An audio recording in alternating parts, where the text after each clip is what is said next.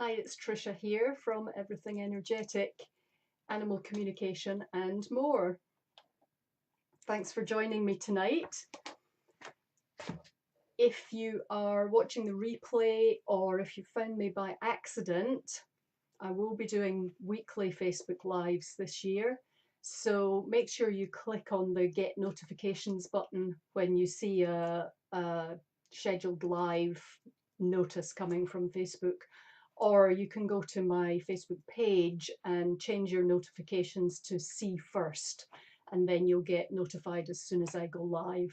It'll, because I'm scheduling the posts, it will pop up in your feed as soon as I go live. So tonight's topic is I want to tell you about things that I measure when I'm doing an animal communication session and why I do that. So what I discovered along the way doing animal communication sessions is that if an animal says to me, oh, I'm fine, or I'm okay, or I'm happy, that actually that's not very measurable. It's sort of meaningless. If I go back to an owner and say, oh, your dog says he's fine, what does that actually mean? If your horse says, no, I'm not in any pain, what does that actually mean?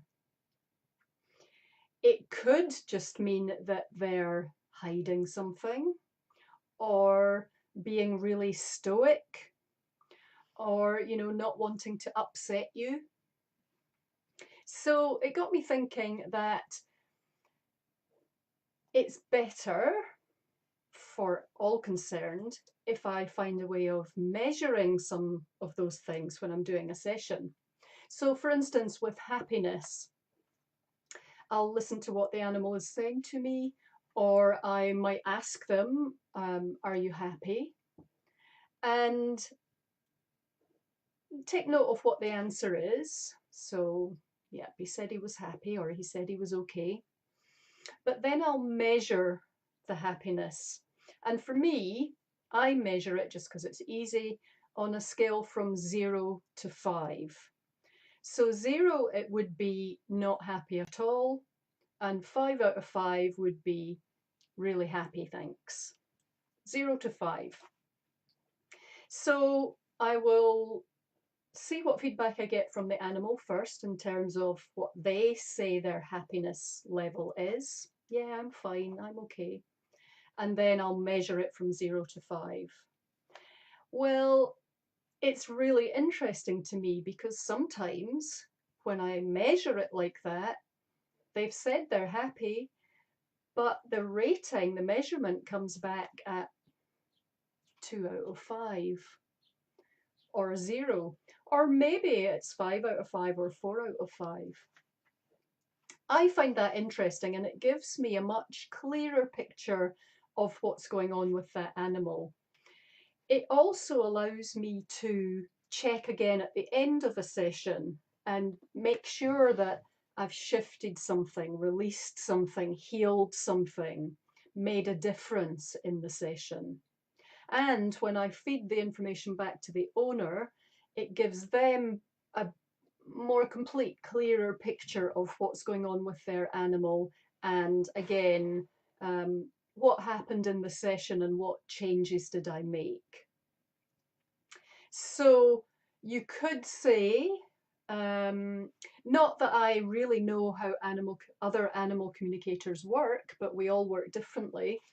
But what I don't do is just chat to your animal and tell you what they said, because they might not be telling you the truth. They might be hiding something or being stoic or whatever. So I like to measure things. The other things that I measure would be, so happiness. Pain is the other big one. Are you in any physical pain right now? Often they'll just give me a yes, no answer. But what I'll also get along with it usually is some kind of emotion. So, no, I'm not in any pain. Okay, there's something going on there. Doesn't feel very happy. Or, I'm fine. Something going on there. But they may not want to tell me what it is. If I measure it, first up, it kind of says to them, okay, the game's up. Now I know what's going on. And it gives me a clearer picture of what I might need to work on in the session. So, I'm doing energy balancing and healing and past life clearing in my sessions, not just chatting to them. And all of those things add up to help to increase the happiness level, decrease pain levels. So, happiness, pain. Recently, I have been measuring overall health. So, at the beginning of the session, I'll check what the level of overall health is, and I'll check it again during the session and at the end of the session so that I know again whether I've made an improvement, changed things, or whether I need to go back to the owner and say, this level was still at such and such, and here's what I would recommend from here on. Like, you might need to look at his diet, or you need to do this or that. So I can give you an action plan, if you like, of things that you need to do next.